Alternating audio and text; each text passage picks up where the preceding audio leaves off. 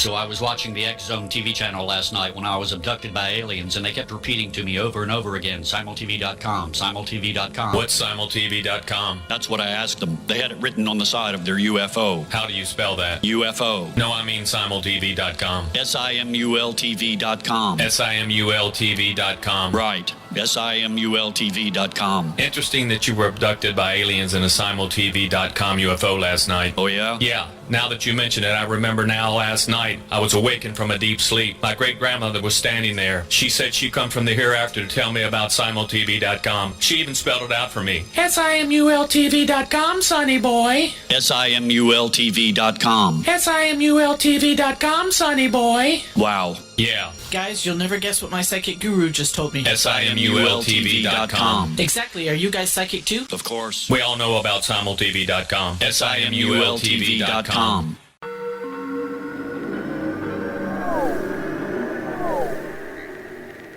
Roswell in the 21st century is a detailed re-examination of the Roswell UFO crash case. I have studied the evidence for more than 30 years, and I now put that evidence under a microscope in a cold case examination of the facts. These facts might not please everyone. They are based on my comprehensive investigation that took years to complete, but they do lead to the conclusion that whatever fell was not built on Earth.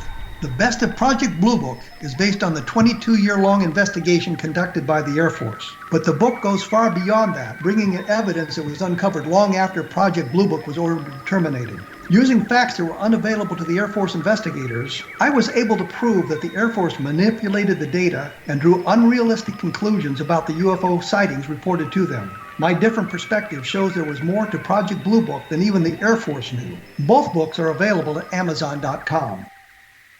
Join Patty Conklin and Healing Within Radio each week. More than entertainment, Healing Within offers educational, useful tools for everyday life. Listen for help overcoming fear, anxiety, and depression. Patty knows about eliminating cancer, MS, dementia, Parkinson's, and a host of illnesses that we face every day. Life can be good. Life is good. All you need are simple tools to start changing your life. Start right now by visiting pattyconklin.com, PATTICONKLIN. No matter where you are in the world, you can work with Patty through Skype, phone, or in person, visiting one of her retreats in Georgia.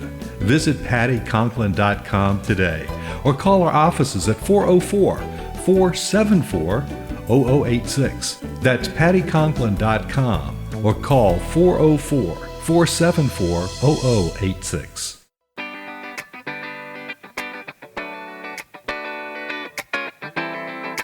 Welcome to the Connecting with Coincidence radio show with Dr. Bernie Beitman, MD, bringing together the world's synchronicity experts to help you use meaningful coincidences to develop spiritually, psychologically, and practically. For more information, put Connecting with Coincidence into your web browser to find the book, website, Psychology Today blog, YouTube channel, and Facebook page. And now, here is the host of the Connecting with Coincidence radio show, Dr. Bernie Beitman, MD. And yes. Welcome back to CC with BB. I am your host, Dr. Bernie Beitman, MD, and so glad you, our loyal fans, are with us again. And that includes you, Gina. We are looking into all aspects of coincidences with people from around the world. Spread the word about the show, and word of mouth is how we grow. And here's an idea for all of you out there in coincidence land. Think about coincidences as exercises for your mind. For example, do you like solving riddles or mysteries or online games? Are you still in touch with your childhood sense of wonder? Are you puzzled by who you are or how relationships work? Do you question what you are being told about reality and how it works? If yes to any of these, you probably like the feeling that comes from figuring things out. From the day we're born, curiosity becomes a prime driving force that motivates us to explore unknown territories in search of answers and stimulation. Coincidences alert us to the mysterious hiding in plain sight. Curiosity drives solution seeking. Curiosity leads to wonder. I wonder how. And wow, Dopamine squirts in your brain and boosts curiosity adventures. The coincidence puzzles us to figure out what makes them happen and how to use them. Seeking to solve these puzzles strengthens curiosity, and strengthening curiosity is good for the rest of your life. Our guest today is Karen Newell. Karen has spent a lifetime seeking wisdom through esoteric teachings and firsthand experience exploring realms of consciousness. She empowers others by demonstrating how to connect to inner guidance, achieve inspiration, improve wellness, and develop intuition. She is co-founder of Sacred Acoustics and co-author with Eben Alexander of Living in a Mindful Universe. Welcome back to the show, Karen. Well, thank you, Bernie. It's great to speak with you again. Good. And I just love that you're down the road from where I live here. It's I know. it doesn't happen all the time. Yeah, and yet right now it's probably best that we're using the internet to connect. That makes it a lot easier with that virus floating around here. For sure, yes. You saw UVA, University of Virginia, closed down and only doing online classes, which a lot of universities are doing right now. So the town is going to get kind of quiet, this Charlottesville. Yeah, well, I like staying home anyway, so this is going to be great. Yes, that's good. That's good. There's a lot of things you've done and thought about, Karen, and one of them is Sacred Acoustics. What is Sacred Acoustics for the sake of our audience? Well, Sacred Acoustics is a company that produces audio recordings that have brainwave entrainment embedded into them, and that's also known as binaural beats. And these recordings are created using a proprietary brand of brainwave entrainment we call neural helix, but it's basically combining the binaural with the monaural beats to create an experience for the listener of an altered state of consciousness. So some people use them to improve their focus and concentration or help them go to sleep at night, but others use them to expand their awareness and do things beyond just having greater focus, but we can all use them to get to know our inner world and quiet the mind and bring a practice of meditation to our daily lives that many of us aren't doing yet. And Sacred Acoustics can really help people with that process. It helps people who have trouble meditating with a mantra, for example. Correct. Yes, because I know for me, when I first started meditating and I would just focus on my breath, repeat a phrase to myself, the thoughts in my head did not calm down at all. And it was brainwave entrainment technology that helped me to do that. And then that created a foundation for a lot more depth of consciousness exploration that I found myself in. That's a good idea because a lot of my patients can't meditate. Their minds are going too fast, anxiety, some depression. So how can people get in touch with what you're doing?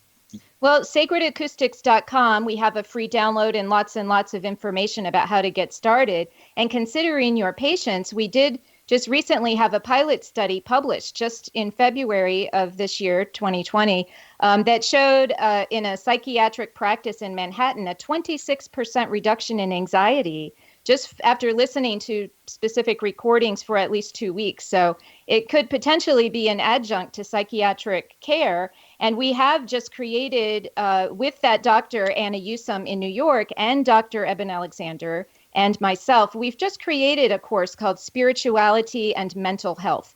And it is absolutely geared towards health practitioners as a new way of kind of approaching mental health beyond the standard biopsychosocial model, including that spiritual component and teaching people how to get started in that approach. It's not a religious sort of thing. It's more of we call it a secular spirituality that all people can really learn. We are connected to something greater, even if you don't have specific religious beliefs. Well, the study of coincidence is also has an element of secular spirituality in it too, and that's what we all need to be paying attention to. There's something beyond the specific religions. Some people do need the religious pathway, but others don't, and the secular pathway to something higher is what we're all trying. I think many of us are trying to develop, so people can get to the mental health uses again through sacredacoustics.com. Is that correct? Right? Yes. Okay. Yes. And links to that spirituality and mental health course will be available on sacredacoustics.com. Yes. Okay, good. Having that background for our listening audience, please tell us about what happened with you in November 2010 at the Monroe Institute. Yes, well, Kevin Causey is the co-founder of Sacred Acoustics, and he and I, 10 years ago, is when we met at a workshop we were attending at the Monroe Institute.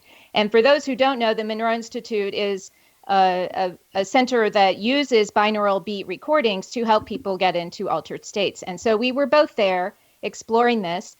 And I didn't really get to know him during that experience. There's usually around 20 people in these workshops, but you kind of get to know certain people better than others. And yet when we would all get together, the way the workshop works is we would listen to recordings and then get together to tell each other about our experiences. And he would always have these amazingly vivid experiences that he would describe to all of us. And all of us were very intrigued by this. And so we both left that workshop, didn't stay in touch, but just 3 months later in January 2011, we were both at another workshop there at the Monroe Institute. And in that case, he had a room right next door to me that had this adjoining living room. And so it was really interesting that we were able to have that close connection, because on the very first day, when these are week-long workshops, and usually the first day they do what they call resets. So you listen to recordings that you've heard before to just kind of get yourself into the mood for the week. And so when we were doing this, we were all in what they call the debrief room. And Kevin explained that his experience during that exercise was that he had left his body with his etheric or astral body, and he went into my room. Now, this kind of surprised everyone. We all looked around at each other like, wait, when do people go into each other's rooms during these exercises? Wait a second. Please talk about what the etheric or astral body is for those who might not know. Yes. And so this is what I mentioned before, is that Kevin was actually a rather expert out-of-body traveler. And so his experiences that he would describe were so intriguing. And what that means is sort of the classic out-of-body experience is when sort of a duplicate or etheric version of your body separates from the physical body and is able to move about and do things. And so he explained that he had done that and entered with his astral or etheric body into the room that I was in. And he explained during this experience that he saw my energy depart, and then he noticed colorful geometric postcards hanging up on the wall. And these intrigued him, and he said they just looked like portals to him. And so with his astral body, he began to jump through these portals as if they would be able to bring him to other dimensions. And he was busy explaining all of this, and I'm sitting there going, oh my gosh, how could this be? I didn't notice anything like that during my experience, and we were all very much interested in this. But as he was speaking and describing these postcards, I remembered that I had brought with me something I had received in the mail the previous week. And I had brought them with me. I hadn't even opened this box. And inside this box was a set of cards displaying colorful geometric images that an artist had created, that he had been inspired by crop circles. And so they were very colorful and geometric. And so later that day, I showed them to Kevin to see if they looked familiar. And he said, yep, that's what I saw. And that is what got my attention. That should get your attention. I love those stories where you haven't even seen the box or what's in it, and somebody else tells you what's in it. That gets your attention. We've come to the end of this segment. You're listening to Connecting with Coincidence. I'm your host, Dr. Bernie Beitman, MD. We are speaking with Karen Newell, who is co-founder of Sacred Acoustics and co-author of Living in a Mindful Universe.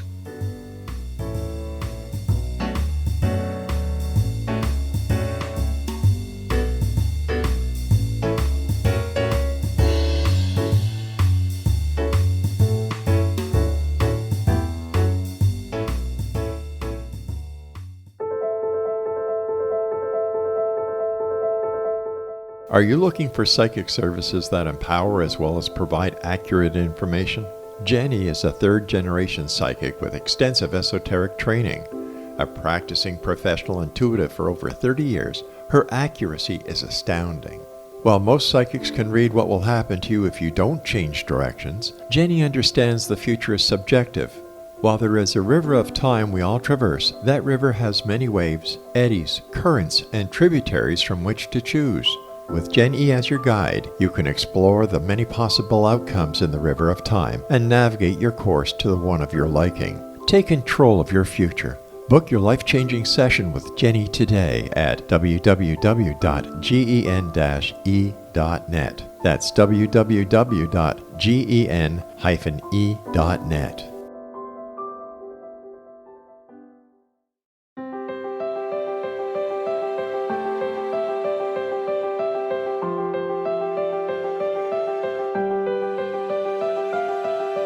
Mission Evolution is dedicated to the well-being of the planet and animals, as well as the evolution of humankind. One major factor threatening all three is increasing toxicity. Heavy metals and other environmental toxins are poisoning our bodies, deteriorating our brains, blocking our spiritual connection, and shortening our lives. Yet these poisons are extremely difficult to remove. I'm Gwilda Wiyaka, and I recently became aware of a product created from the marriage of nature and nanotechnology called Vitality. It's formulated from zoolite, whose crystalline structure binds toxins, gently carrying them out of the body. The light is only as clear as the window through which it shines. Clear your body, shine your light into the world. Visit vitalityhappens.com for a 20% discount. Enter code PATHHOME.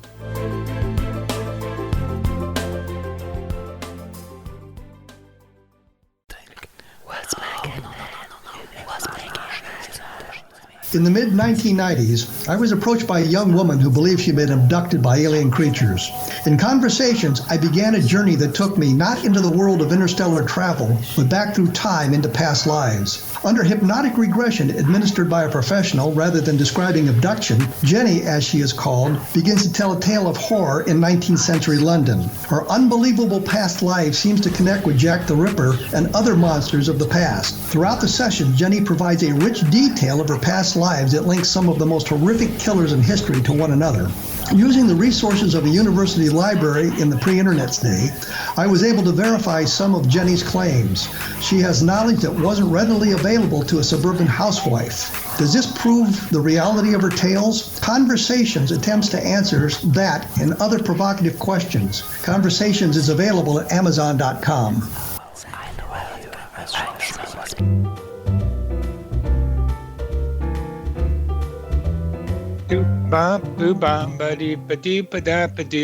Welcome back. Yes, I'm your host, Dr. Bernie Beitman, MD, and we're talking with Karen Newell about Sacred Acoustics and her colleague Kevin. When Kevin entered into your room in his astral body, he saw your energy depart. What does that mean to you?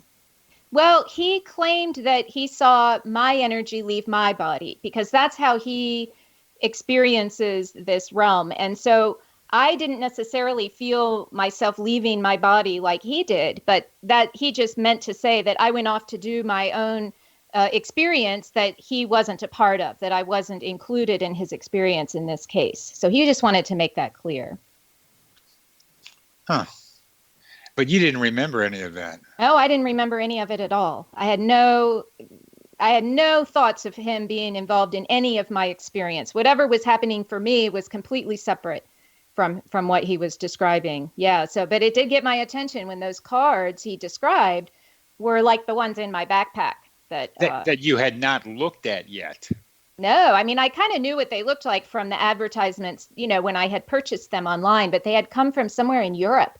And I just threw them in my backpack and thought they would be fun to share and look at on this trip. And so this really got our attention, and we became very intrigued with each other at that point. Now, I want to make clear, this was not a typical sort of romantic man-woman kind of attraction that we had. It was very much a mental attraction, and we began to speak about all kinds of topics. And he was from New York and found in New York that being interested in these sort of topics, New Yorkers are not necessarily interested in spirituality. They're very much involved in the material world, and that's very much a generalization. But he never really found people that he could talk to about these things. And I was very versed in talking about these things and comfortable with it. And so we really started to get to know each other very, very well. And when we got home from this trip, he was very interested, he told me, in creating his own binaural beats. And I thought he was a little crazy, because I thought, wait, you have to be an audio engineer to do that. But he was a mechanical and electrical engineer. And so he had the ability to take things apart, put them back together in hopefully improved ways. And so he was very intrigued by my vast library of audio recordings that had to do with getting into expanded states of awareness. And so I had collected all kinds of them, and we began together from our two different cities. He was in New York, I was in Baltimore at the time, and we started to create our own recordings, first by copying and pasting the ones that I already owned, and then he realized we could figure out how to make them even better. And so this began our collaboration. Now, we had no idea at this point that we were going to create a company. Remember, this was 10 years ago, and now we have this successful company that's helping so many people. But I'm not sure how we ever would have gotten together to do this if we had not had that experience of connection so early on in our knowing each other. That's kind of story that I really enjoy, because what brought you together is part of the question. And I'm suspicious of his claim, not necessarily yours, that New Yorkers are all material. And of course, that's an overgeneralization. I know a lot of people in New York City who are very much into spiritual things. However we define spiritual. Now, there's a lot of different categories of spiritual, and there's something that the two of you shared that was in what is in the broad definition of spirituality. And what was that was so similar between the two of you that you could acknowledge that and see it in each other? You know what was so strange? It felt like, I used to say that we were like fraternal twins switched at birth, like he was my brother, and that we were somehow, because we were opposite of each other in so many ways, and yet we could connect. And it was really, really interesting when we would speak about certain things. For example, our family structures were similar to, two boys with a girl in the middle. Our birthdays were 4 months apart, so we're pretty much the same age. We grew up in the same we have all the same social references, and yet we lived on opposite ends of the country. Very interestingly, though, when I went to college at Lewis and Clark College in Portland, Oregon, and I went on a trip to New York for a semester, New York City. And we stayed at 57th and 7th Avenue in the Hotel Wellington. 57th and 7th Avenue is where Kevin grew up, right there in Manhattan.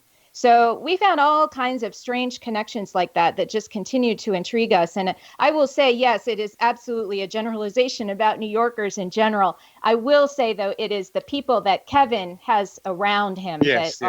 That's a better way to say it, for sure. So you had a lot of, let's say, socio-geographical, even though you're separated a lot, connections between the two of you, family parallels. But what's the mental thing, that mental spiritual thing that was so similar between the two of you? We just had this instant understanding of each other. Yes, I would say something and he would understand what I meant, and vice versa. And this was that's not so typical, especially when you're talking about spiritual topics. But he would explain to me all of these spiritual adventures that he had, and I would just believe all of them and say, of course, and I would validate them because those were his experiences inside his mind. And many of us, when we talk about these things, people are distrusting and they don't believe that these things could really happen. But I had my own experiences, and so I trusted his. And I think we both were just grateful to have someone who understood us. And accepted your weirdness, accepted yes. your descriptions. It's so comforting. I had a new patient this week who had been going around trying to be understood. And we got to a place where she could say, yes, all my symptoms, my crying, my stomach aches are leaves on a tree that has branches that go down into the ground where it started with the conflict between my parents and feeds off the peat moss that's been there for all these millennia. And that energy of all that terrible anger in my family fed this tree that leads to all my anxiety and anger. And that metaphor she built off of what we had talked about, as I told her what I heard, and that feeling of being understood, to be there with her when she felt understood like that was a wonderful thing for me, but it was certainly great for her. But then the two of you being able to do that with each other, it's such a profoundly wonderful thing that you and Kevin found. Well, and what's so interesting too is as our connection developed over that year-long experience, we did not see each other at all, but we would have these shared experiences listening to these recordings. And what we would do is Kevin would create experimental recordings. We would listen to them and then tell each other what happened. And that was the most fascinating thing of all. And we did this almost on a daily basis. We both had 9-to-5 job type schedules, but then in the evenings and weekends, this is what we would do. And as our relationship kind of evolved, it was very interesting because we would often disagree about things. I said part of our connection was this opposite thing, and we would disagree. And both of us were very strong-willed with each other. And we were used to other people backing down to us, but we wouldn't. But what would be so interesting, and these are just simple disagreements about adding something to the recording or doing it this way or that way. And what would happen is we would have our disagreement, and then the next time we would talk, each of us would have switched to the other person's point of view. And so it was very strange to see how this would happen. And I think that was, again, part of our connection, that understanding, being able to understand the other points of view and coming around so easily. One of the things that it's a yin and yang thing that you could bounce back and forth with. It's really cool. Well, that's why I call it fraternal twins switched at birth. It's so strange. So one of the things that comes, I'm going to have a guest on the show next month who uses binaural beats as well as his own hypnosis form to increase the likelihood of having a coincidence happen. Mm-hmm. I look for the events that are predispose people to have coincidences, and basically in life it's high emotion, life stressors, and need are three that come together quite often and create coincidence in people, or increase the likelihood. But here he's talking about what you're doing, binaural beats, as another way to increase coincidences. What do you think about that? Oh, I absolutely agree, because I think that once we can sort of get out of the here and now of our thoughts, those racing thoughts that are constantly bothering us, when we can kind of move those to the back of our awareness and become more focused, and this allows our awareness to expand. That's why we call it expanded awareness, beyond just what you're thinking about here. And when you can expand that, you become much, much more aware of what's going on. And it can be very helpful. Many of our listeners actually tell us that after they start a regular habit of listening, that they notice more coincidences, more synchronicities. And I don't know if it's the case that the synchronicities were taking place and they just weren't noticing. I think that's a lot of what's going on there. Agreed. And one of the best ways to increase coincidences is to start looking for them. Yep. Because they happen around you.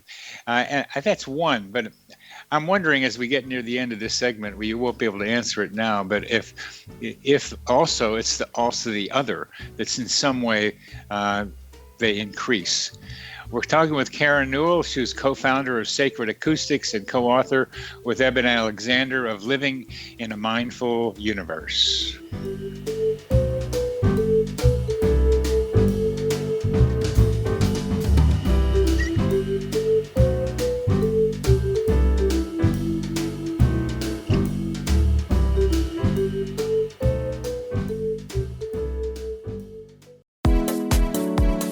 How would your life change if you could develop the business and personal skills that you need in order to make more money? Do you want to learn how to achieve your big life goals faster?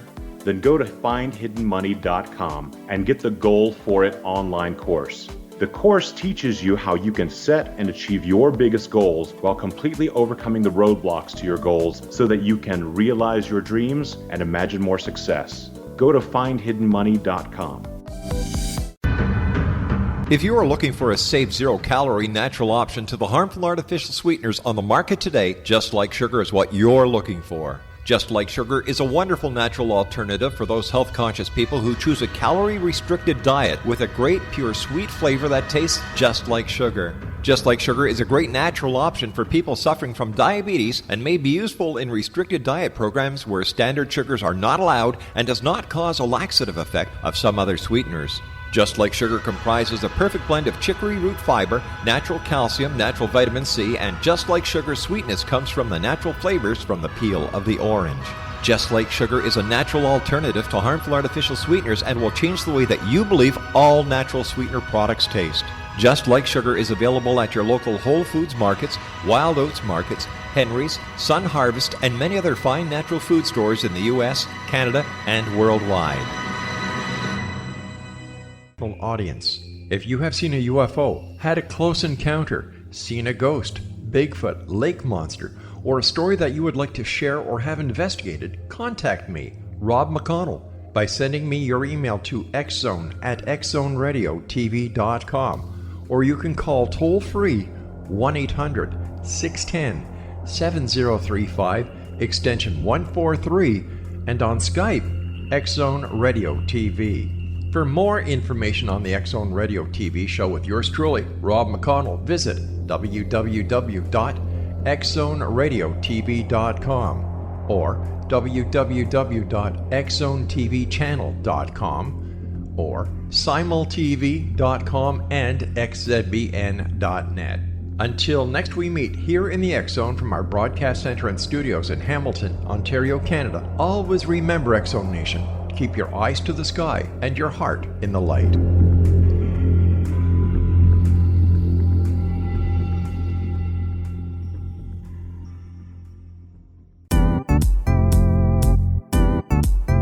Memorable dynamic presentations are a not-so-secret weapon in the business world. Do you have a powerful message that must be shared, but you haven't found a way to deliver that message? Do you want to be known as a top public speaker who gets amazing results? Are you ready to create and deliver your powerful message? Thomas Hides can help you create and deliver your speech to get the results you desire. Visit iconquality.com.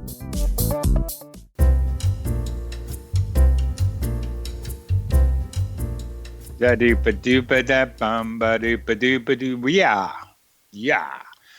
Welcome back to CC with BB. I'm your host, Dr. Bernie Beitman, MD. We are talking with Karen Newell, and we just ended the last segment talking about how binaural beats, among other things, can get people outside of their regular consciousness. As Michael Grosso likes to call it, consciousness becomes unbound, so that it becomes freer from the thoughts and constraints of regular reality. And I think it's the increase in coincidences does come from being able to be more sensitive to what's also going around us, because they're happening all the time. But Karen, would you speculate on the possibility that the binaural beat consciousness also somehow increases the number of coincidences that wouldn't have otherwise happened?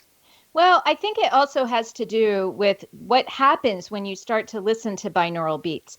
And the way I describe it usually is that you become more aligned with the greater aspect of yourself. Some people call that the higher self, but whatever you want to call it, the soul, the spirit, I call it the expanded part of yourself. And when you can get in touch with that, you start to realize that you are much, much more than, a nurse, a mother, a doctor. You are this soul that came here for a purpose. And when you can connect to that meaning and purpose, that greater part of who you are, that non-physical aspect of you that we believe is eternal and has, a lot of plans for why they're here on Earth. When you can connect to that, I think that's when you start to connect to that something greater and that one mind that we're all connected to. And so I think that opens up the doorway for those, I'll call them messages and symbols and clues to start to show up more as you become more aligned with that greater aspect of who we truly are. Yeah, I've written a draft for a Psychology Today post that poses the question is, what is the purpose of humankind? Good question. It's a good question. Thank you. And what you're doing is a part of the way to get to answer that question. And we can go through that another time. But one of the things that you just said was that the person doing binaural beats and other things becomes aware that they're a soul who came here for a purpose. Mm-hmm. What's the range of purposes? What do you mean by a purpose for a soul coming here to this planet, this dimension?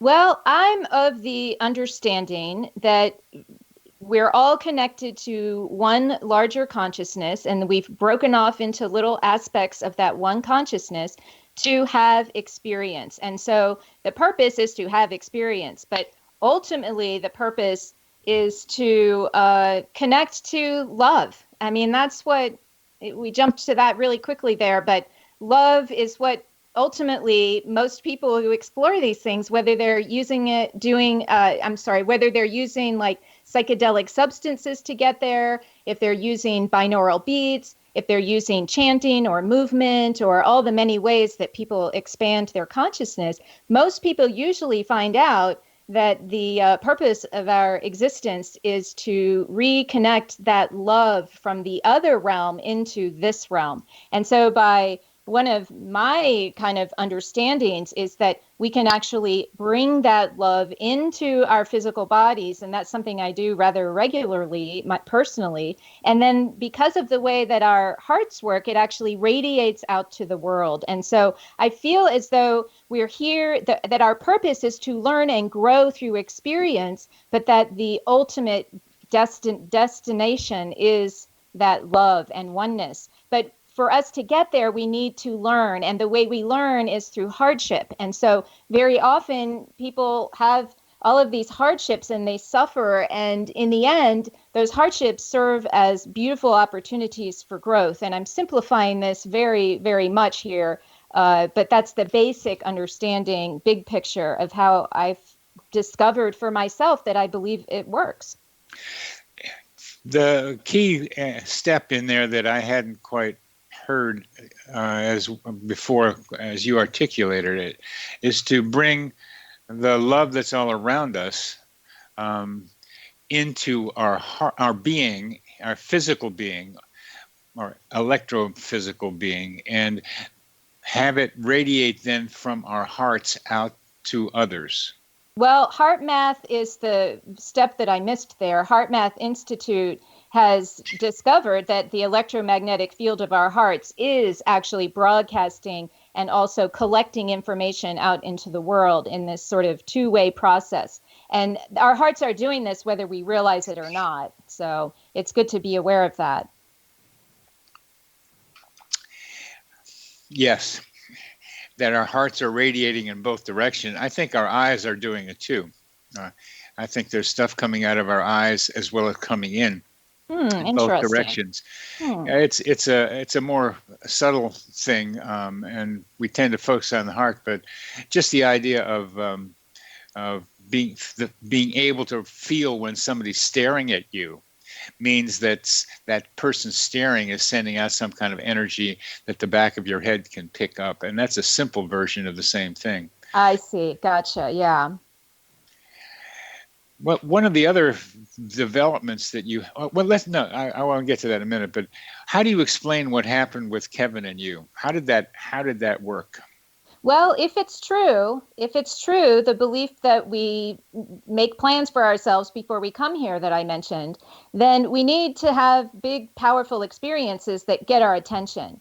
And if Kevin and I never would have imagined when I met him that 10 years later we would be running this company together, and where my life has led. And I needed that big coincidence, that big synchronicity to get my attention, and it did. And if that hadn't happened, I'm not sure we would have been quite so powerfully connected. And it was, and or the fact that we were so powerfully connected, the other way to look at this is that, of course, that happened because we are so connected. So one would think that we knew each other before and that we're reconnecting to continue a shared mission. And that's what it felt like when we met.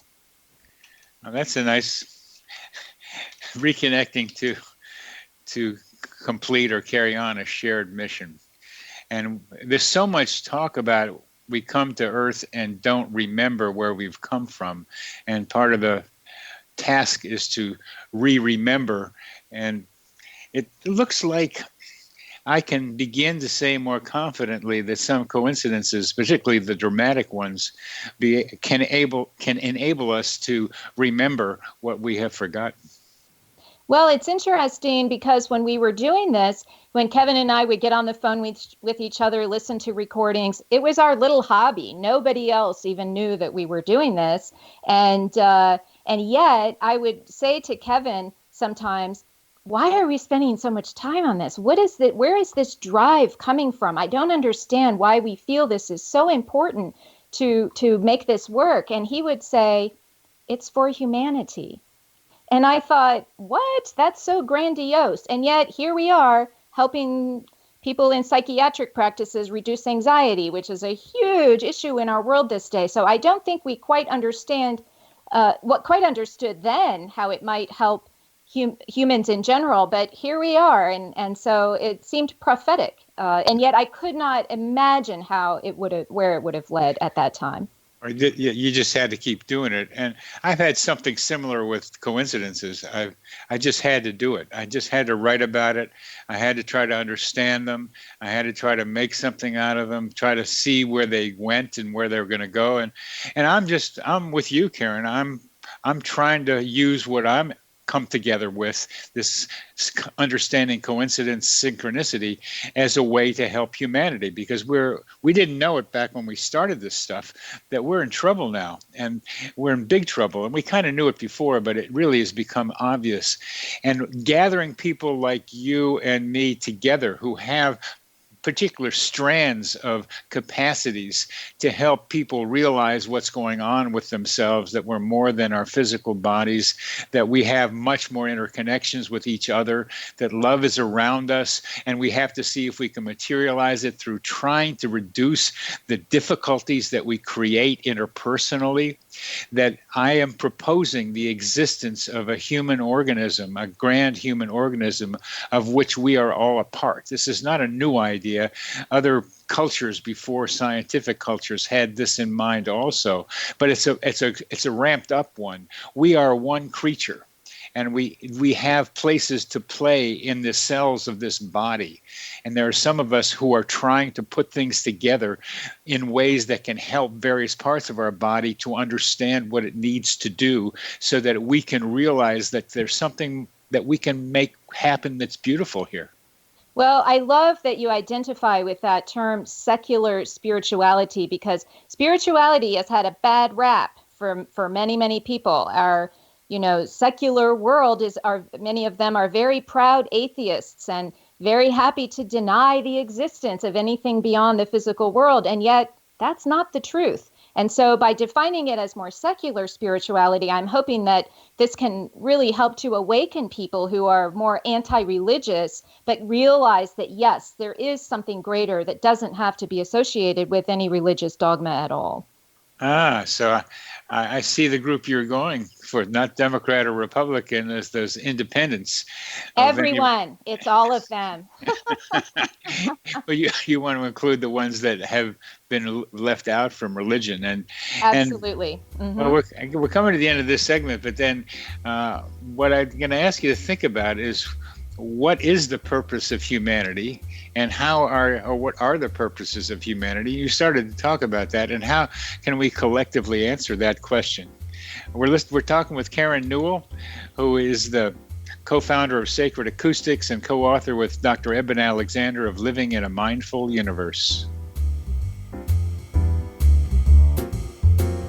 So I was watching the X Zone TV channel last night when I was abducted by aliens, and they kept repeating to me over and over again, simultv.com, simultv.com. What's simultv.com? That's what I asked them. They had it written on the side of their UFO. How do you spell that? UFO. No, I mean simultv.com. simultv.com. simultv.com. Right. simultv.com. Interesting that you were abducted by aliens in a simultv.com UFO last night. Oh, yeah? Yeah. Now that you mention it, I remember now last night I was awakened from a deep sleep. My great-grandmother was standing there. She said she'd come from the hereafter to tell me about simultv.com. She even spelled it out for me. simultv.com, sonny boy. simultv.com. simultv.com, sonny boy. Wow. Yeah. Guys, you'll never guess what my psychic guru just told me. simultv.com. Exactly. Are you guys psychic too? Of course. We all know about simultv.com. simultv.com.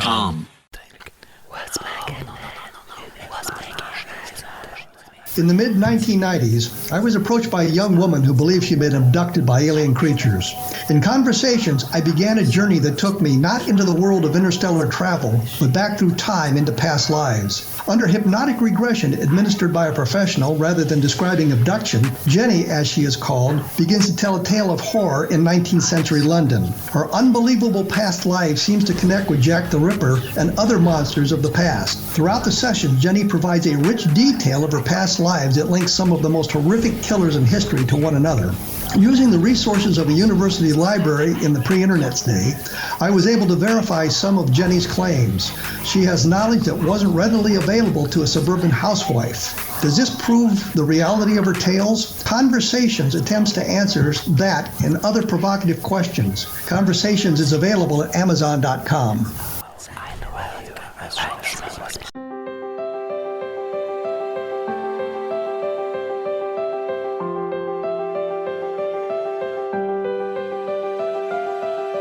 Mission Evolution is dedicated to the well-being of the planet and animals, as well as the evolution of humankind.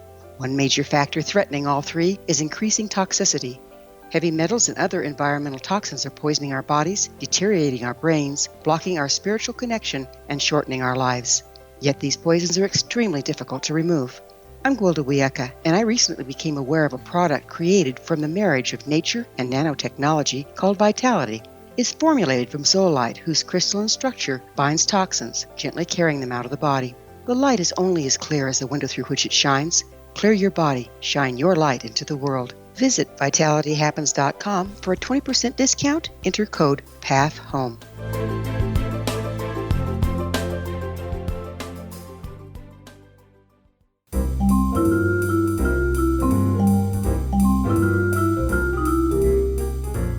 Welcome back to CC with BB. Welcome back to CC with BB. We're talking with Karen Newell, co-founder of Sacred Acoustics.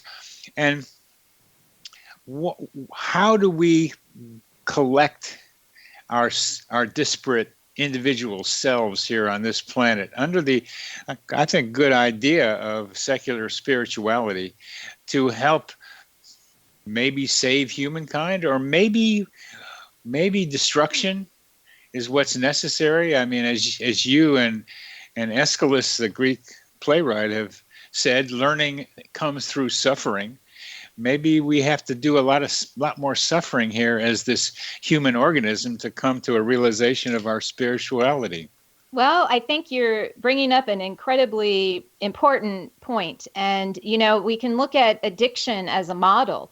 An individual who is suffering from addiction typically hits bottom before they start to kind of turn themselves around. And that bottom is not fun. That bottom is miserable. And some of them actually die. But those who get very close to that point and then turn around and start to make a difference, they will call that, on the other side of it, the gift of desperation. And so, yes, I think that it will take a huge collective hardship for the world to wake up. And it's very interesting to note that we may, in fact, be in the middle of one of those right now, because this virus is affecting everyone all over the world. Whether you're getting it or not, you're affected by it with all of the changes that are happening. And this, hopefully, it's not happening yet, but it's possible to happen, that all the world leaders get together and start to make decisions that help us all. And if the world leaders don't do it, that's when the individuals need to all band together and make it work. I often say that I actually really enjoy watching hurricane news coverage. First of all, I'm very awed by the majesty of Mother Nature and the ability of a wave to just take out a bunch of homes and buildings. But also what happens during hurricane coverage is that people start to help each other. Doesn't matter the color of the skin, the religion, the gender. People are helping each other. It's a human nature to want to help each other. And so right now we're in the middle of this pointing fingers and blaming and who did it and what are we going to do? But hopefully we can all come together and deal with this in a way that brings us closer together. I've noticed that the tornado in Nashville is doing the same thing. All of those people are banding together to help each other. It is absolutely so heartening to watch this happen. And we're not quite at that stage in this world crisis yet, but I'm hopeful that we'll get there. The phrase you use, all come together, I think needs some discrimination, because it can't be all come together. As far as I can tell, it has to be the beginning of some people helping all come together. And it can be the crisis that'll do it. But the crisis goes away, when the tornado has been gone and people have helped each other, they go back to their regular routines again and begin their old patterns. And we've got to maintain some kind of change capacity. So I'm thinking that people like you, who are able to go spiritual, look at the broader view of things, and then come back to the quotidian reality where everybody else is, are helping develop what I like to think of as a collective self-observer. Just as we have a collective consciousness and a collective unconscious, we also can develop a collective self-observer, much like each of us has a self-observer of our own mental events. And that metaphor of personal self-observer expanded now to the human creature is what I see you contributing to the development of. That is a new concept for me, but I am really vibrating with that one, because we often talk about getting in touch with the inner observer, the personal inner observer. And this is part of that foundational effort to be able to explore within your consciousness, is to identify that inner observer. And so I often say that inner observer is the part of you that notices when your thoughts have wandered and brings your attention back to the breath. It's a neutral part of you that has no judgment, that doesn't analyze, that just simply observes and has this greater, broader awareness of what's going on in your own life. And so I have absolutely already been aware of the collective consciousness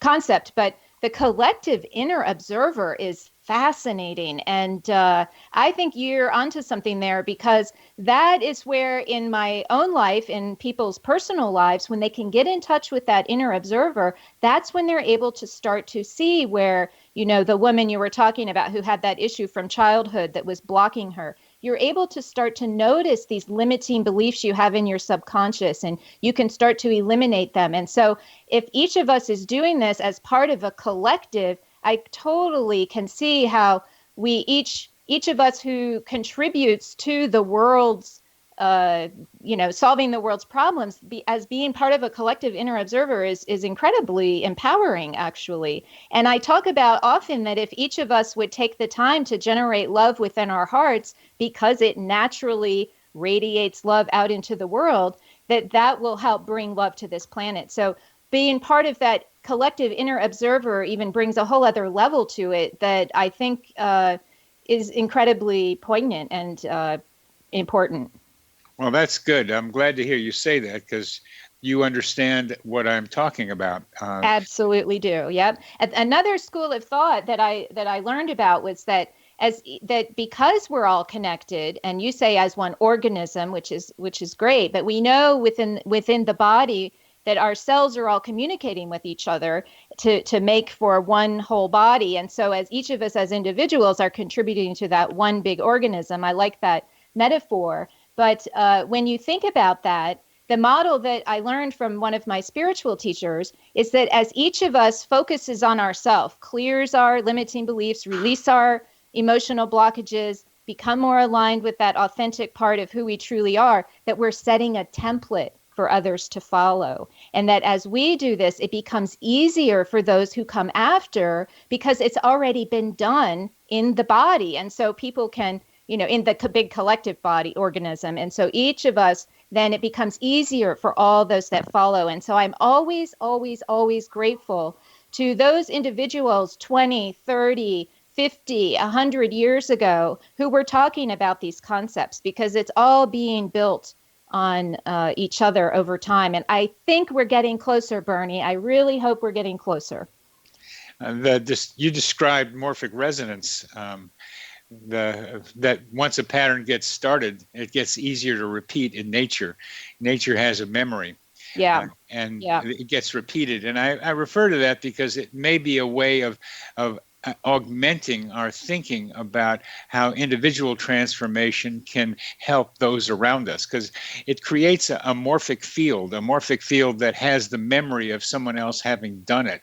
And being able to tune into that field, I think, is part of what I call the psychosphere, our mental atmosphere, that we can resonate with what has been created there and help other people who are trying to get there more quickly, just in the way you said, because somebody else has gotten there. And just what we have just done here, Karen, where you resonated with the idea of the collective self-observer, is a step in that direction, because no one else has written this that I know of, but I know when I come up with an idea, somebody else has. I'm not the only one who's done it, and so I'm told just by coincidences, the coincidences of simultaneous discoveries, for example, tell me that if I thought about it, somebody else has, and you were almost there enough to be able to grasp what I was talking about.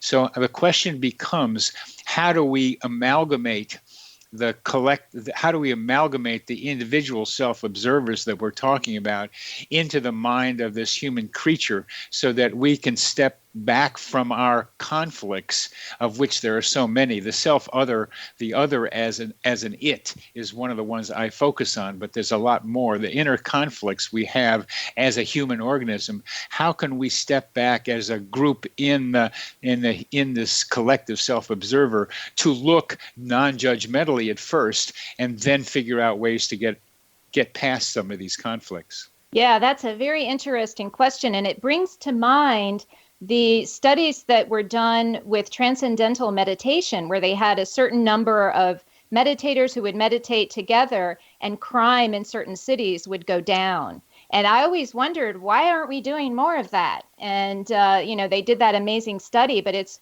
absolutely true that when more minds get together, not just one, but when we collectively do this, we can make a huge difference. And I noticed this at our events when Eben Alexander and I, when we teach workshops to anywhere from 20 people to 300 people in a room, we noticed that when we play the Sacred Acoustics recordings and then hear about people's experiences, that the larger groups really seem to have these more amazing kind of collective experiences. So yeah, I don't know the exact mechanism, but I'm going to start thinking about that, because I think that is a really fascinating concept.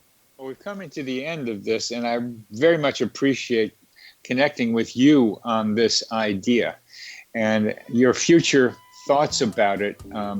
I'd like to know, because now I know you're not too far away from here, and that I think distance does make a difference sometimes, a little closer. Your thinking may stimulate mine and mine yours, so we're going to have to try to see where each of us goes with this. Yes, thank you. Welcome. Thanks very much for being on the show, Karen. And we've come to the end of this segment. You've been listening to Connecting with Coincidence. I'm your host, Dr. Bernie Beitman, MD, on the X Zone Broadcast Network, and our guest has been Karen Newell.